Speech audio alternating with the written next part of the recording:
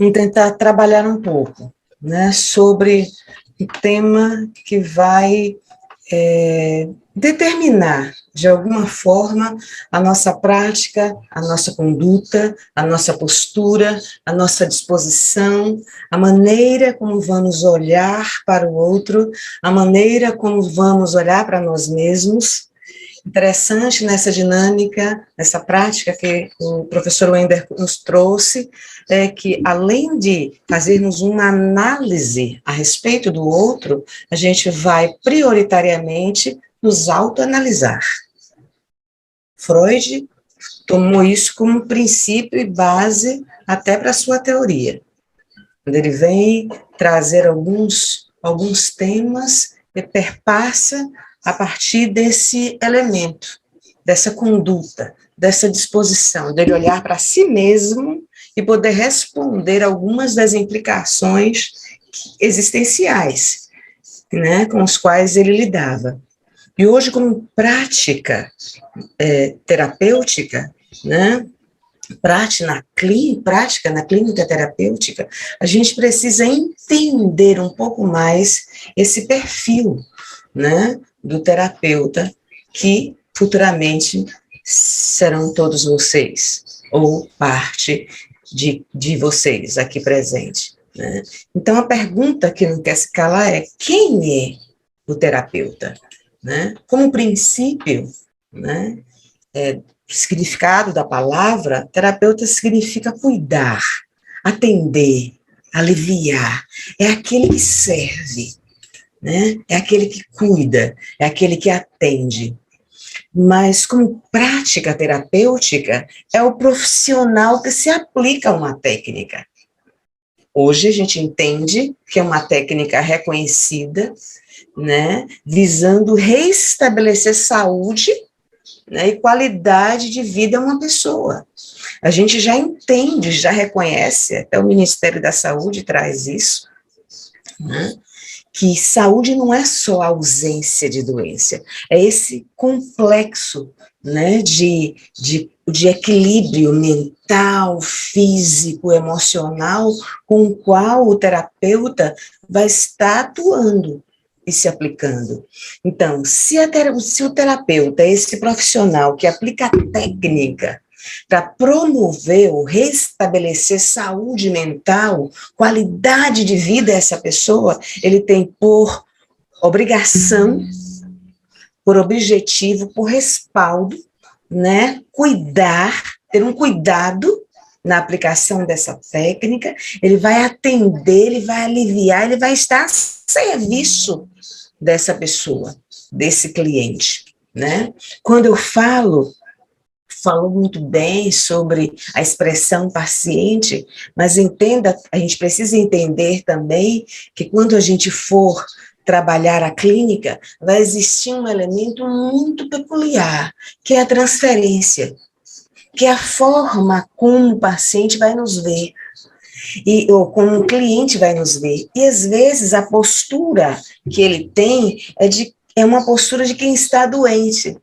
Haja vista até que alguns vão até te chamar de doutor, doutora, ainda que você não tenha essa formação acadêmica, mas é a maneira como ele vai te olhar. A gente chama isso de transferência. Sem essa transferência, a clínica não acontece. Né? Então, ele pode se colocar nesse lugar de paciente, né?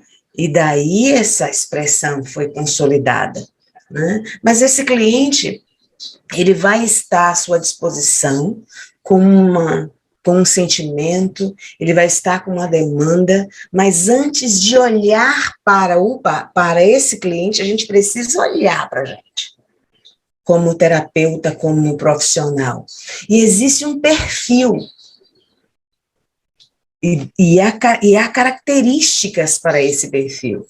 E a primeira característica que a gente precisa entender, que esse terapeuta precisa, é ter um autoconhecimento emocional a respeito de si mesmo, né? É eu me conhecer emocionalmente, né? Que é essa capacidade de distinguir sua emoção. Essa emoção que quando vem, quando surge, você consegue identificá-la. determinar a situação, né? É o profissional que consegue identificar o sentimento e quando ele acontece. Existe até um exercício que eu utilizo quando eu, para algumas necessidades, para algum perfil específico de cliente, né? É um trabalho que a gente faz durante 3 dias, onde a cada hora ele vai estar identificando um sentimento. São 7. Para cada 7, né, ele tem uma atitude. Então, por que esse exercício?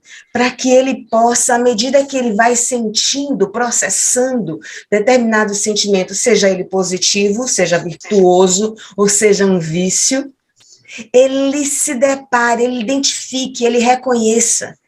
Né? Normalmente, a gente só pensa a emoção, só pensa a reação, só pensa algo que a gente, teoricamente, construiu depois de tê-lo feito. Ou por impulso, algum sentimento, alguma atitude, a gente, a ficha cai, fiz isso, fiz aquilo, não deveria fazer aquilo ou aquilo outro, porque a gente não pensa nas coisas, nos sentimentos, nas emoções, e até no pensamento enquanto ele está sendo processado. Às vezes agimos de uma forma muito automática, né? Então, o perfil do terapeuta, ele passa por esse autoconhecimento emocional. Ele precisa ter um entendimento muito apropriado, muito próximo, muito íntimo, muito aprofundado, né, desse elemento. Saber distinguir a emoção enquanto ela está acontecendo. É uma característica que ele precisa ter. Uma outra é o controle emocional, que é essa habilidade de lidar com os seus sentimentos. Uma coisa é perceber enquanto ele está acontecendo. Outra coisa é a habilidade de lidar com esses sentimentos. Controlar suas emoções. Sentir raiva, né? Se sentir raiva, canalizar para uma mudança de comportamento ou o não descontrole. E só essa figura aí, eu acho muito apropriada, né? São 2 reações, duas emoções apresentadas aí, né? Uma extremamente alegre, disposta, outra angustiada, confusa, até inquietante em algum nível. Como é que eu lido com essas minhas emoções? Como eu falei em alguns momentos passados, nós não somos super-heróis. Nós não somos pessoas desprovidas de problemas. Todo ser humano carrega dentro de si uma complexidade. E uma complexidade existencial, porque a gente vai estar lidando com todos os aspectos humanos, positivos e negativos, que compõem esse arcabouço histórico que vai determinar aquilo que nós somos hoje.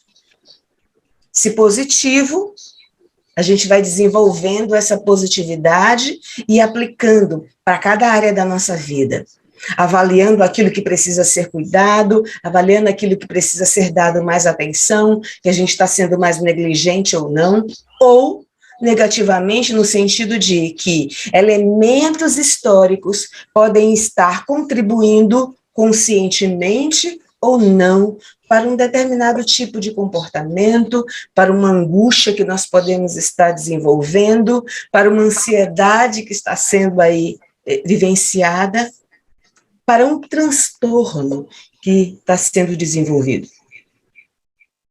Então, o terapeuta, ele precisa ter um controle emocional, ele precisa trabalhar essas emoções, ele precisa ter habilidade. Para que isso aconteça, é necessário autoconhecimento. Por isso que Freud faz essa autoanálise. E que ela é dinâmica, ela precisa estar acontecendo o tempo todo, não de forma obsessiva, né? Ai, meu Deus, senti isso agora. O que é que está acontecendo? Não. É perceber esse movimento enquanto ele está acontecendo e identificá-lo. E ter essa habilidade a partir da experiência, da maturidade, né? Do contato, do encorajamento de perceber e se confrontar com cada dor, com cada elemento que vai sendo, que vai afetando a gente, ter a habilidade de estar controlando e promovendo a mudança necessária.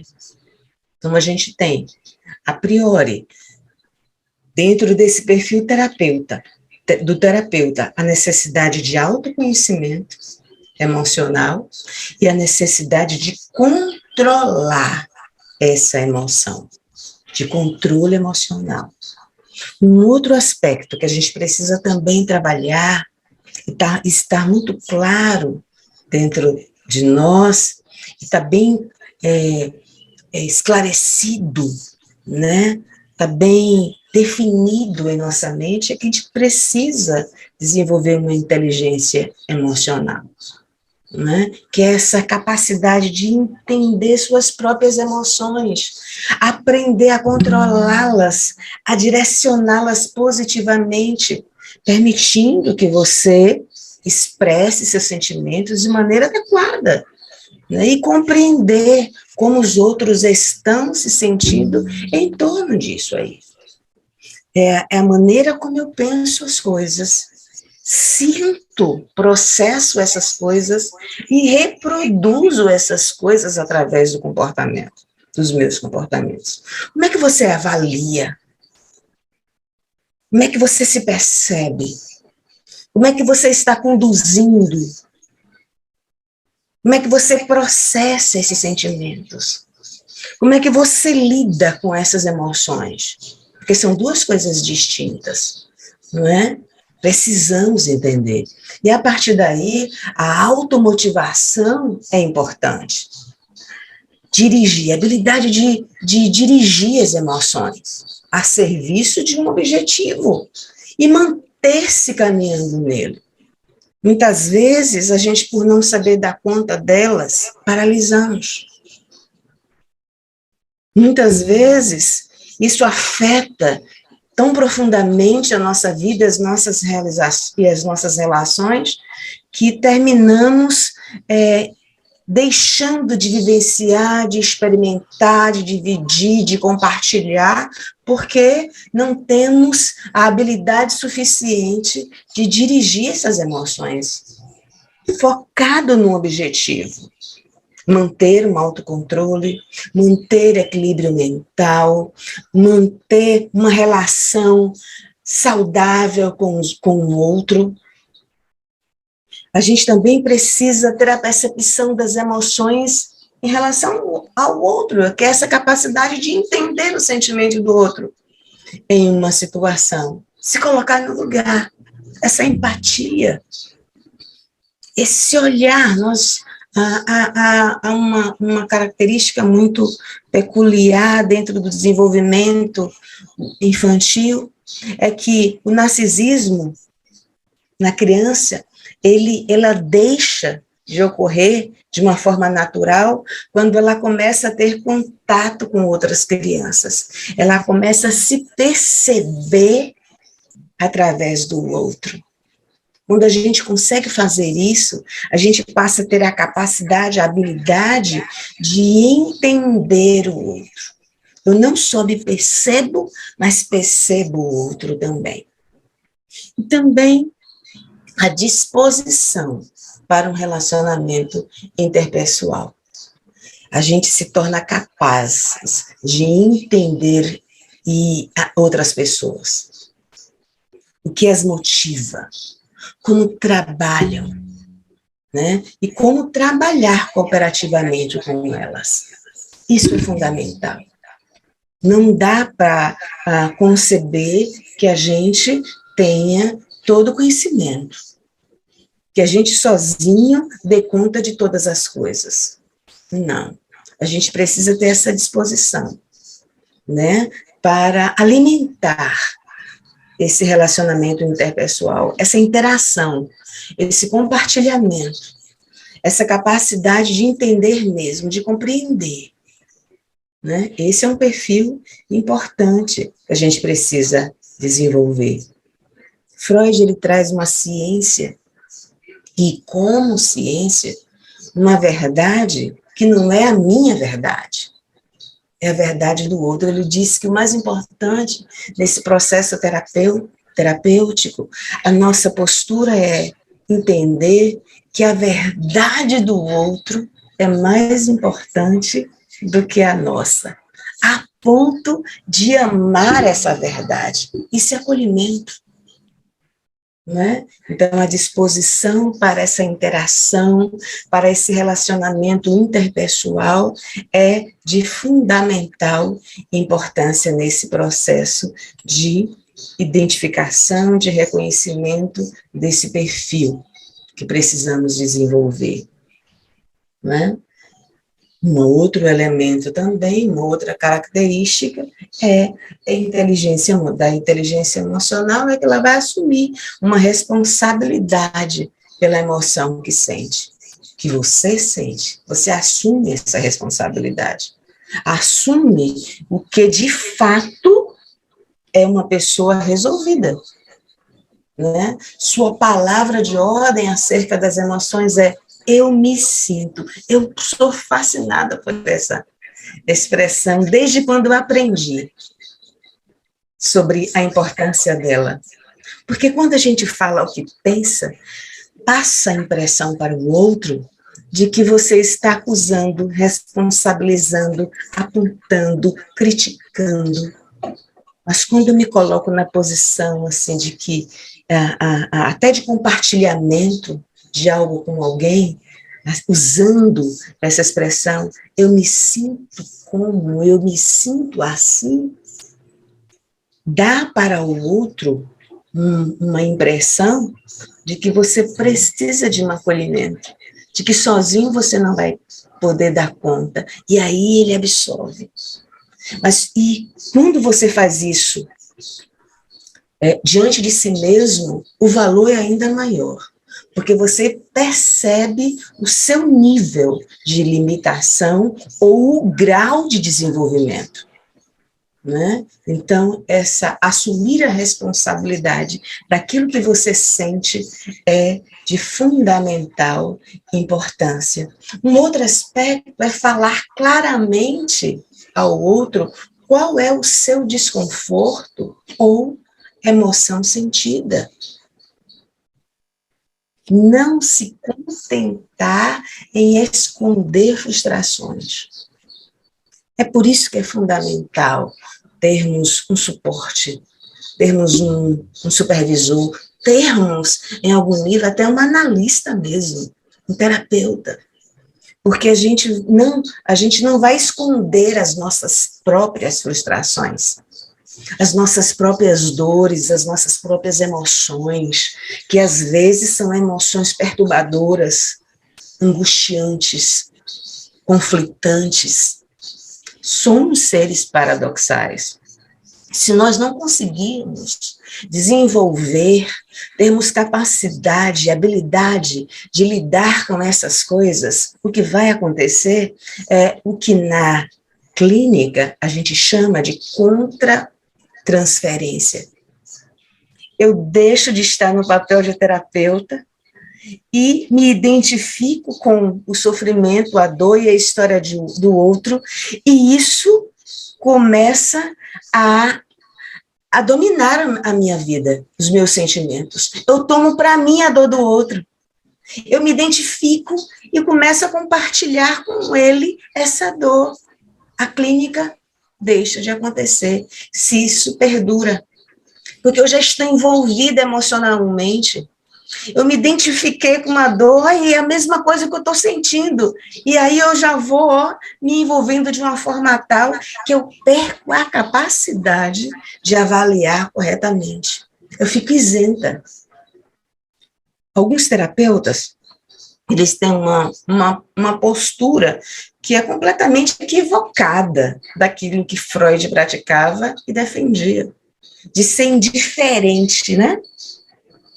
Para não passar para o outro que está envolvido, incomodado, julgando. Nós não somos robôs. É natural que a gente se envolva.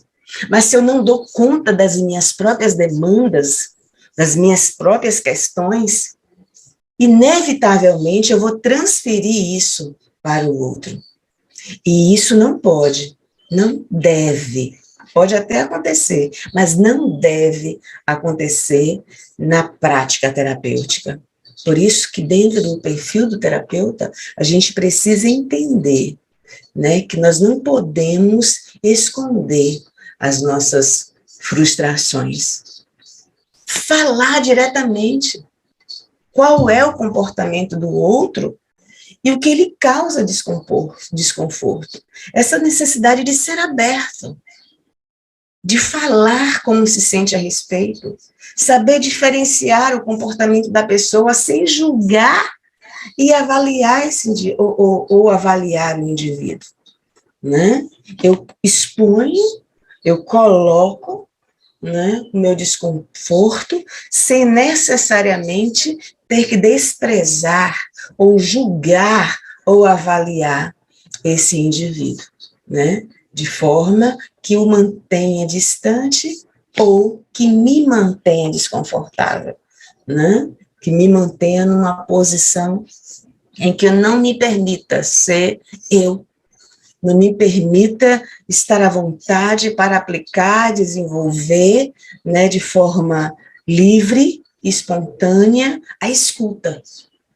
Porque a fala e a demanda, a história e os simbolismos que o cliente vai me trazer é que vai determinar a maneira e a postura como eu vou interferir e ajudar ele a encontrar dentro do caminho que ele vai traçar, do tempo que ele vai se permitir, porque cada um tem um, né, encontrar o equilíbrio e dar significado àquilo que causa um sofrimento ou que lhe paralisa, seja por meio de uma experiência ou por meio de um trauma.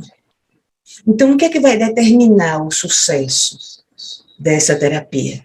Uma vez que eu já entendo que eu preciso ter um autoconhecimento a respeito de minhas emoções, eu preciso controlar essas emoções, essa emoção precisa ser inteligente, daí a terapia surte um efeito na vida desse indivíduo, desse cliente, porque mostra os impactos negativos causados por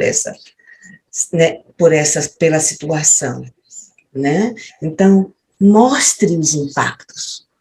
A terapia de sucesso, ela vai mostrar os impactos negativos causados pela situação, porém, sem criticar e atacar quem quer que seja.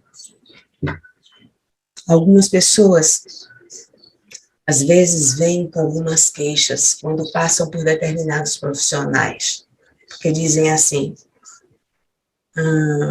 um recentemente me disse, todas as vezes que eu falava alguma coisa, ele ria, achava engraçado. Eu não sentia que ele estava presente ali, ou que ele me acolhia. Alguns outros diziam assim, ele era extremamente diferente e crítico. Parecia que o que eu estava fazendo, em vez dele me ajudar e me acolher, ele julgava e criticava. Né? Como se estivesse condenando a atitude do outro, né? Então, mostre os impactos causados na situação sem que apareça, demonstre, criticar. Aliás, nós nem devemos fazer isso, porque não é nossa conduta criticar, atacar, nem tampouco aconselhar. A nossa atitude como terapeuta diante da clínica é fazer intervenções. E a gente vai entender como é que isso funciona.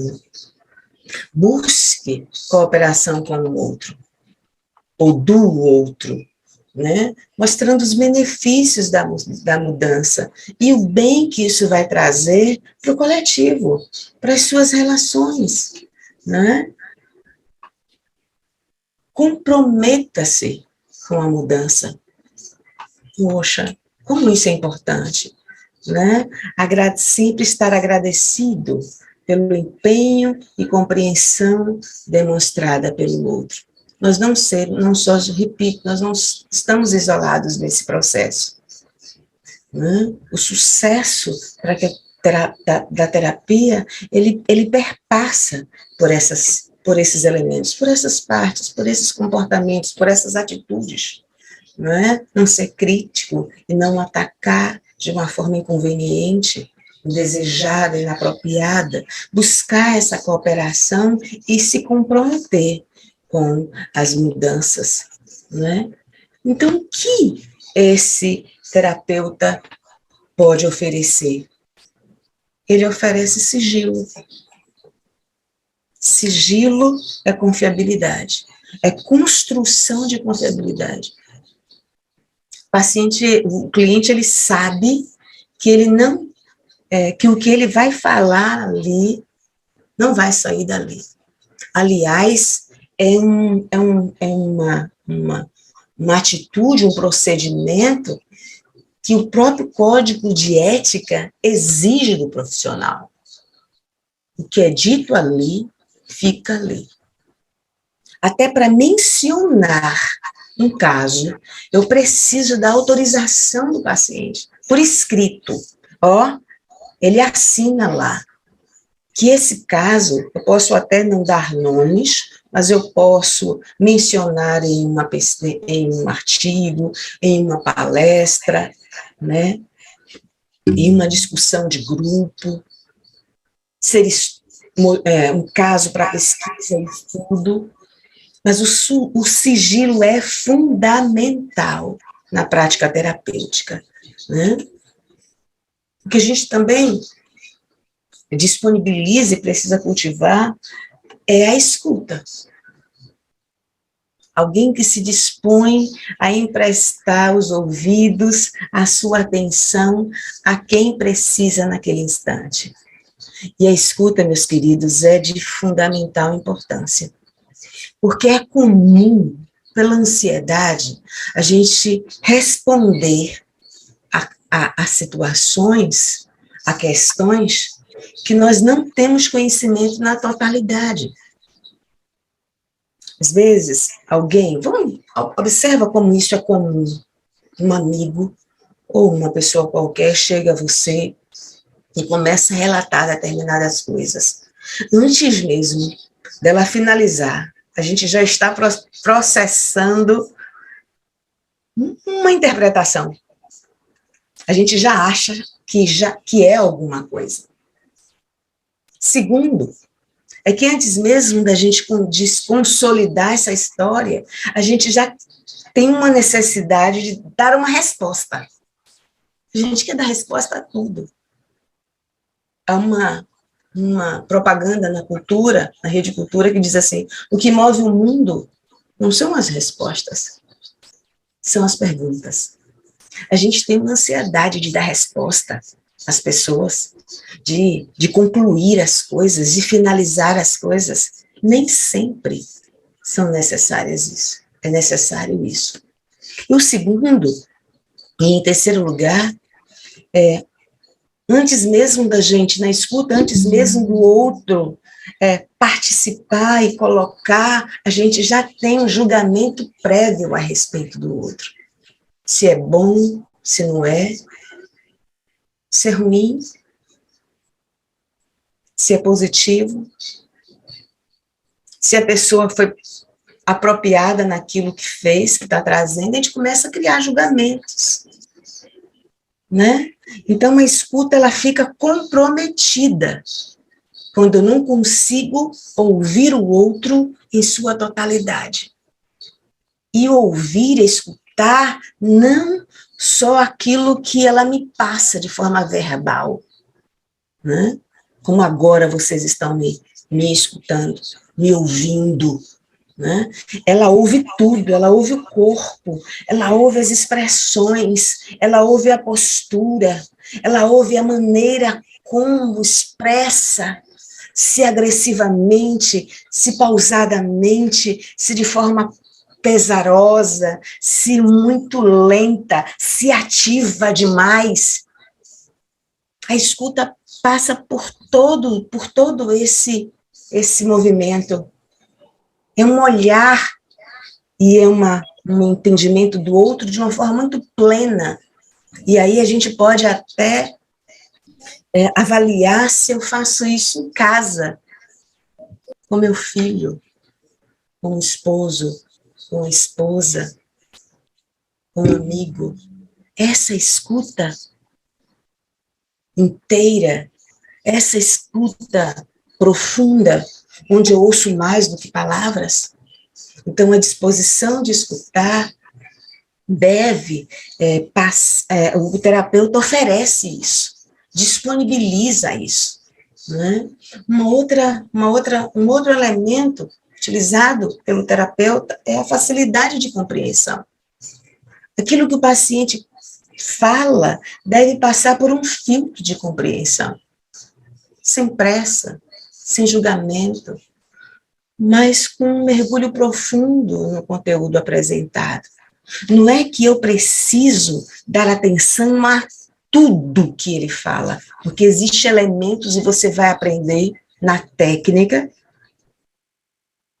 psicanalítica que há elementos que nós vamos extraindo, que o paciente enfatiza, destaca, repete, né? E que a gente vai dando uma atenção para construir, a partir de um tempo e daquilo que ele traz, aquilo que a gente chama de uma hipótese diagnóstica, né? Mas a gente precisa ter uma compreensão desse indivíduo, entender a história desse indivíduo, o tempo desse indivíduo, passar por esse filtro, né? Sem pressa. Quando iniciamos a prática terapêutica, a gente tem uma tendência a querer ter um diagnóstico, parece que isso é solução, né? Porque se eu tiver um diagnóstico, a coisa vai estar resolvida. Não. Vai estar para você, como direcionamento, mas para o paciente, não. Por isso, não adianta ter pressa. Não adianta você dar resposta para ele, porque a priori ele pode até aceitar. Mas se não for algo vindo de dentro, como um reconhecimento, como um insight, como uma lembrança, como um entendimento construído a partir dele mesmo, vai se perder num tempo. E se você ainda der resposta e direcionar, pode acontecer até dele responsabilizar você de algo que ele não quis fazer, mas que na mente dele, neurótica, uma característica bem peculiar de um obsessivo, né, de que aquilo foi promovido pelo outro, e ele se exime da responsabilidade de assumir as implicações das suas próprias escolhas. Então, a necessidade de ter uma compreensão é fundamental. E uma relação de ajuda. Esta relação terapêutica e paciente, terapeuta e paciente, deve proporcionar uma confiança mútua. Ele tem segurança, ele confia de que pode partilhar, dividir os seus sentimentos mais profundos, entendendo que ele não vai ser julgado, ele não vai ser criticado, porque não é o nosso papel, não é o nosso lugar. Quem avalia se aquilo é bom ou não é ele. A gente só vai auxiliá-lo nesse caminho de autoconhecimento, para que ele entenda onde aquilo faz bem, interfere positiva ou negativamente na vida dele. né? Então, é importante a gente assumir essas posturas, essa prática, porque vai determinar não só a nossa posição, mas o sucesso, o bom andamento da clínica terapêutica. Qual é, então, a nossa principal tarefa como terapeutas, ou como terapeuta, ou do terapeuta? Essa é a escuta ativa. Observar e olhar cuidadosamente seu paciente. São habilidades fundamentais, essenciais, sine qua non. São importantes esse reconhecer, né? Esse reconhecimento. Primeiro, de que é seu paciente. E segundo, construir empatia. Se colocar, ele perceber que você consegue se colocar no lugar dele e você também se colocar no lugar dele. Agora, existe um limite. Existe uma linha tênue. Olha, se a gente ultrapassa, a gente se perde. Eu compreendo, eu entendo, eu acolho, mas eu não me envolvo. Porque se eu me envolver excessivamente, eu perco a capacidade de avaliar.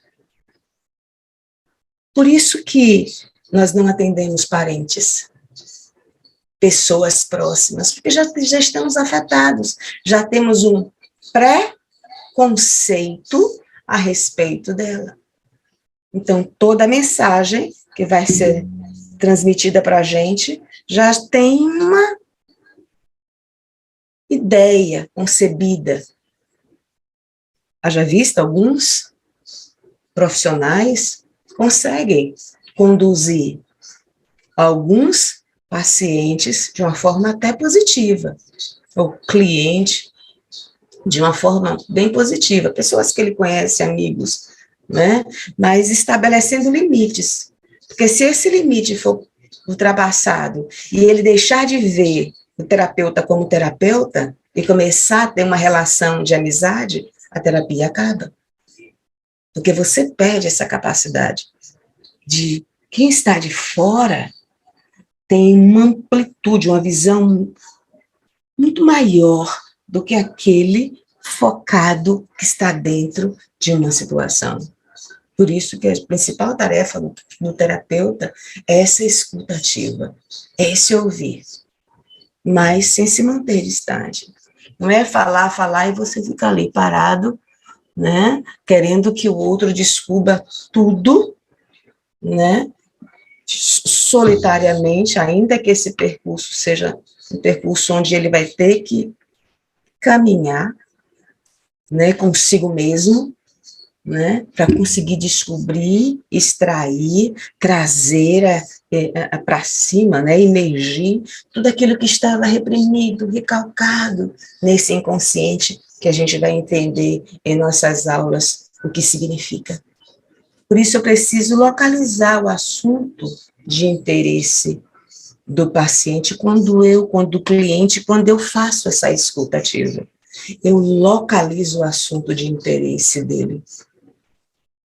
Eu dou uma atenção, né, a essa escuta, né? Então, dê atenção na escuta.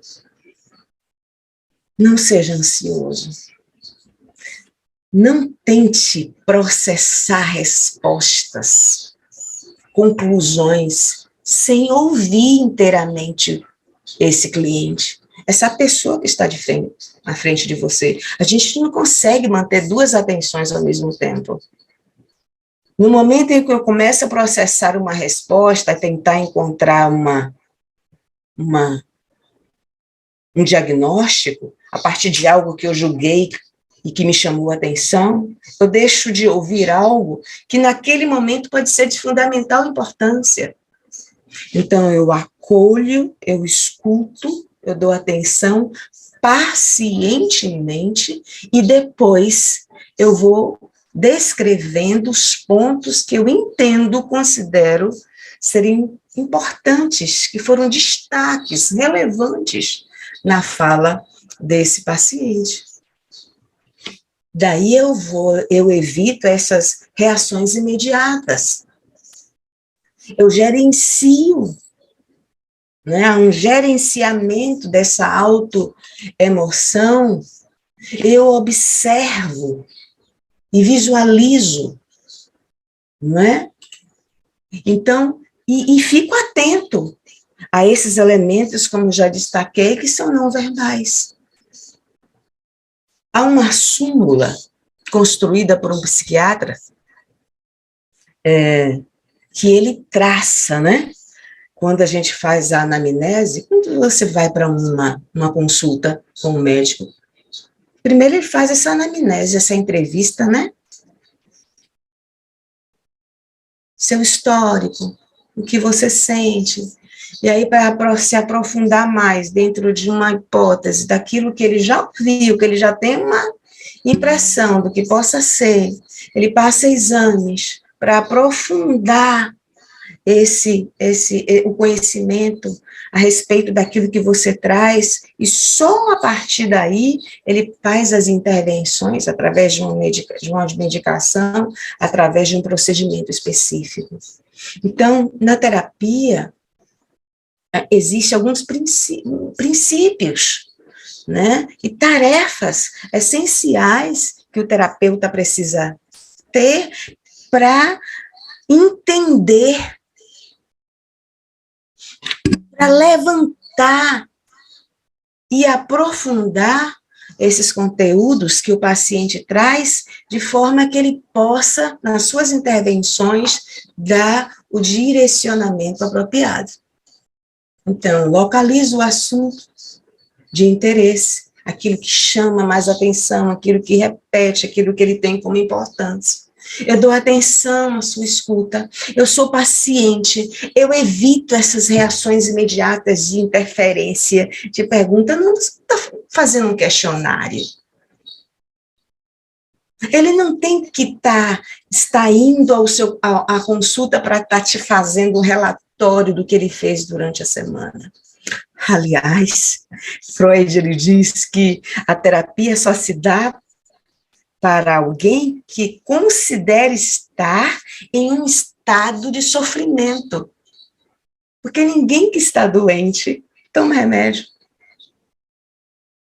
Não é verdade?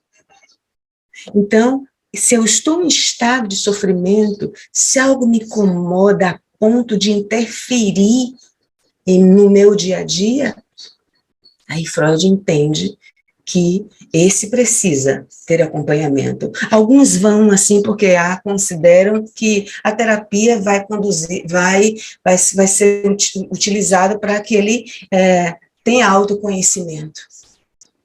Não, eu não busco a terapia para ter autoconhecimento, mas no processo terapêutico eu desenvolvo o autoconhecimento. Isso é de fundamental importância. Por isso é preciso que a gente use alguns elementos, que é técnica. Por exemplo, parafraseie. Quando o paciente traz algo para você, né, e que você está desenvolvendo, aplicando essa escuta, alguma coisa do tipo, eu estou entendendo que... Faça ele repetir, faça ele se escutar, faça ele perceber o sentimento que está acontecendo naquele momento, faça ele entender o processo que ele está passando, desenvolvendo naquele momento, ou para que você tenha, ou que ele tenha um entendimento claro daquilo que ele está dizendo, use expressões como, você está dizendo que... Ou o que você quis dizer com... foi assim?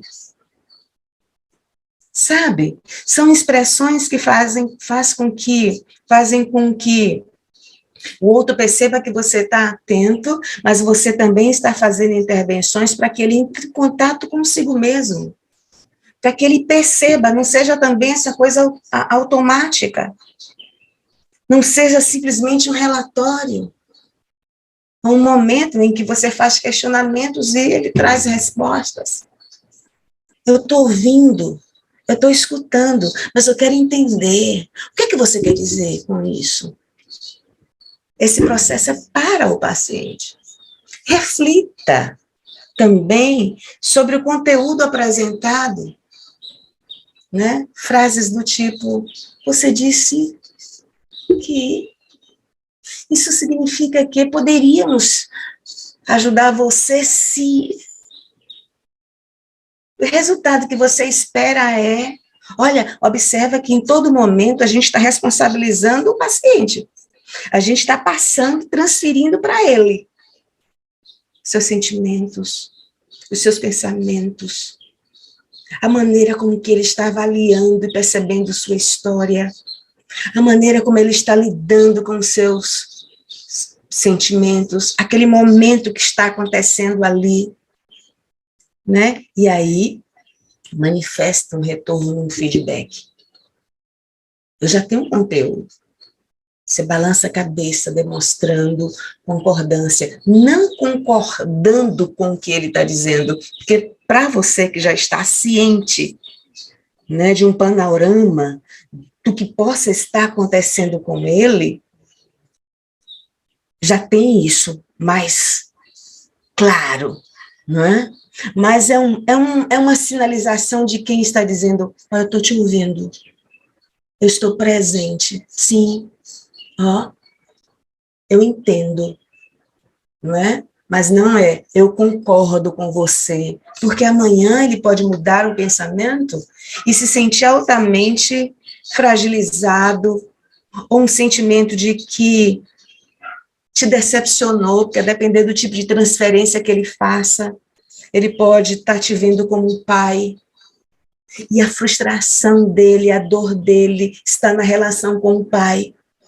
Coisas que ele prometeu, ou que ele disse fazer, ou que o pai estimulou, e no final ele não deu conta, e aí ele paralisa no processo, porque simplesmente você...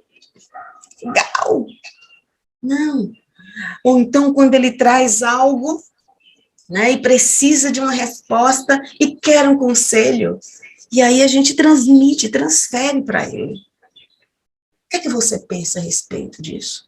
Como você se sente a respeito disso? Então, a nossa manifestação, nosso retorno, nosso feedback, ele passa por isso. Então, a gente precisa evitar algumas manifestações, não é? Que demonstra a impaciência, a intolerância, né? A emergência, o desinteresse, como balançar as pernas. Observa, eu estou balançando as pernas, falando com você, e meu corpo está movimentando, vocês estão percebendo isso. Que ideia é isso? Que ideia iria passar para vocês? De impaciência, de não estar ali integralmente, né? Perda de interesse, né? Então, a gente precisa estar atento, ou até mesmo desaprovação. Quando ele fala alguma coisa, a gente enrijece o rosto, a gente franze a testa, né? Uma coisa que eu fazia muito, eu acho até interessante me lembrar disso agora, no início da minha atividade, da prática mesmo, na clínica, eu usava muito o espelho, para perceber as nuances da minha fisionomia. Quando eu, sabe, enrijeço, que é muito característico, manifesto muito através, né, desse franzir aqui da testa. Então, a gente tem que ter cuidado quando manifesta essas coisas físicas, né, porque isso pode responder de uma forma negativa, pode passar uma impressão negativa de desatenção, de crítica, de julgamento, de desinteresse, de frustração, né? Nesse sentido, a gente precisa ter um cuidado. Por quê? A necessidade da gente ter a inteligência emocional, ter controle sobre nossas emoções, ter autoconhecimento emocional, saber sobre mim mesmo, meus sentimentos, como funciona, como se manifesta, como reajo, a habilidade de controlar, a habilidade de perceber quando está acontecendo, o controle sobre essas coisas. É porque, ao lidar com o outro, com esse cliente, eu vou estar lidando com uma história onde foi construída em torno dela valores, moral e ética. Nada do que acontece na nossa vida é desprovida de elementos que vão determinar ou caracterizar aquilo que se manifesta hoje. Pode não ser a expressão exata de quem eu sou, mas reflete como eu estou. A ética, como expressão, significado, no grego, significa caráter, costumes, hábitos. É um conjunto, né, de padrões, valores morais de um grupo ou indivíduo. Na filosofia ética, a filosofia ética ou filosofia moral, que vem do latim mores, é a ciência que estuda os motivos que constroem e distorcem os padrões de comportamento do ser humano, resultado da convivência em sociedade. Amplia aí sociedade, as relações familiares, de trabalho, todos os grupos com os quais nós fazemos parte. E valores. O que são valores? Valores direcionam o comportamento humano, governam todas as nossas decisões. Os costumes são baseados em valores. São estados emocionais que damos importância e que buscamos vivenciar, mesmo que de forma inconsciente. Né? Os nossos valores foram construídos ao longo da nossa vida, através, principalmente, dos nossos pais, das pessoas que nos educaram enquanto pequenos. Além da educação, né? Sofremos influência da nossa cultura, da escola, das experiências da vida, através das famílias, histórias vividas com os nossos pais, avós, bisavós, relações, muitas. Então, os nossos valores são construídos a partir desses elementos, dessa convivência, desses conteúdos. Eles mudam, valores mudam. Valores são palavras que descrevem o que motiva o agir, seja de forma a considerar ruim ou boa. É dentro do tema valores, e dentro do tema valores precisamos investigar mais algumas outras questões, com as quais a gente menciona aqui, como, por exemplo, exemplos de valores como liberdade, segurança, responsabilidade, contribuição, comprometimento, confiança, integridade, né? Essa lista, né, de infinita e que difere de pessoas para pessoas. Que é valor para mim, pode não ser para você. Exemplos de meios para entender esses valores. Né? Como é que eu entendo esses valores? Casa, empresa, carreira, relacionamento, dinheiro, família. São os meios e formas, né, que cada pessoa tem e escolhe para entender suas necessidades. As coisas com as quais se baseiam os seus valores. Seu valor está na quantidade de recursos que você tem? No carro do ano que você tem? Exemplos de critérios de valores. Aqui são regras, né? Que ao longo da nossa vida determinam como vamos atender os nossos valores através desses meios que escolhemos. E, enfim, a hierarquia de valores. Ao longo de nossa vida, valorizamos coisas diferentes e os valores seguem essa priorização. Então, aquela lista de valores que cada pessoa tem segue uma hierarquia. Uma prioridade que sobre a influência da idade, experiência, né, preferência, que movem, se modificam ao longo da nossa vida. Pense que, se ética é costume e padrões morais, comportamento humano construído a partir dessa convivência em sociedade, que pode, em dado momento, ser distorcido, os valores que governam a nossa vida, que também são construídos e baseados a partir dessas relações, eles podem se manter ou podem ser modificados. Quando o paciente chega o cliente chega ao nosso consultório, ele vem envolvido de todos esses elementos. O que ele considera ser bom, ruim, certo, errado, justo, injusto.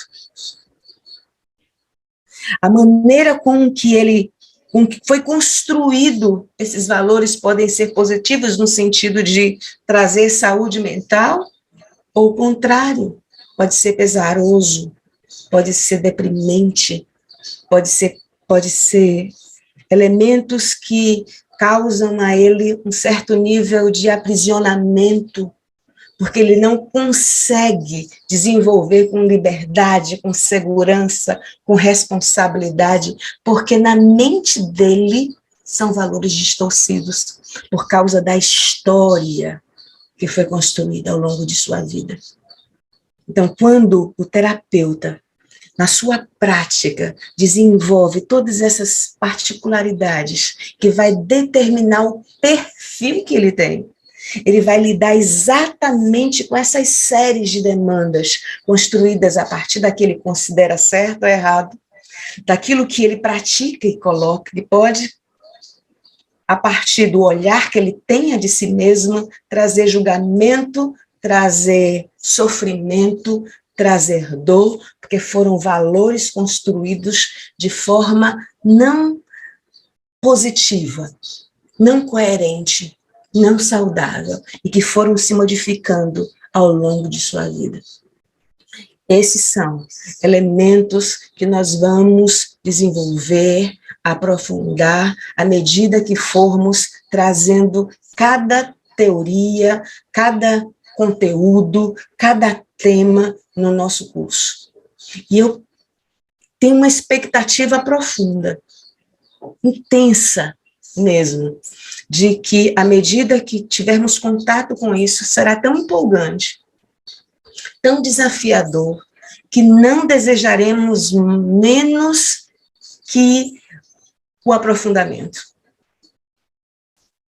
E Freud, na psicanálise dele, nos traz ferramentas que vão propiciar uma prática na clínica que vai permitir a nós entrar em contato e permitir ao cliente encontrar os recursos para entender as causas que faz com que ele seja o que ele está sendo hoje e que não o agrada. Tudo isso a gente vai entender, aprender e ter acesso no curso. Como aplicar isso? A técnica. Como surgiu essa teoria? Como na prática eu desenvolvo a escuta?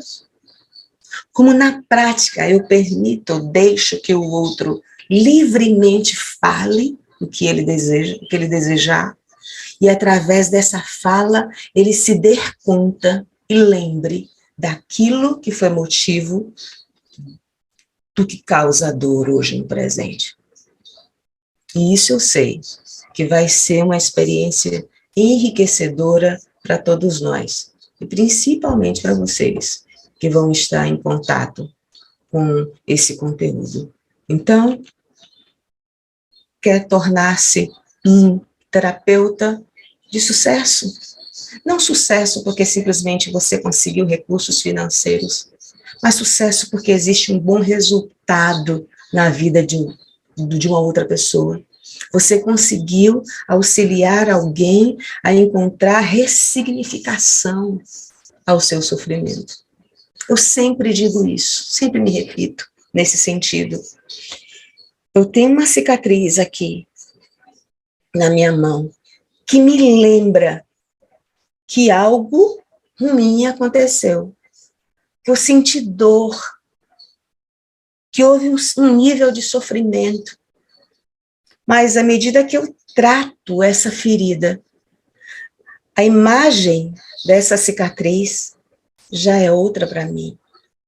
Quando eu olho ela, eu lembro de todo o processo negativo, ruim, de sofrimento que ela me causou. Mas agora eu dou um sentido novo a essa cicatriz. Eu ressignifico esse sofrimento. Eu lembro, mas ela não me causa mais dor. Porque sofrer é uma opção. É interessante isso. Dor todo mundo vai ter. Mas sofrimento é uma escolha. Eu decido. Nós não somos desenvolvidos nessa área. Os orientais são mais desenvolvidos assim, porque eles entendem o sofrimento como evolução. Nós, como perda. Eu posso sentir dor, mas eu decido, eu escolho o que eu vou fazer com isso. Mas nem todo mundo tem estrutura emocional para lidar com isso. Por isso, nós surgimos aí na história dele, como alguém que pode auxiliá-lo nesse caminho de equilíbrio mental e emocional. Saúde mental, né?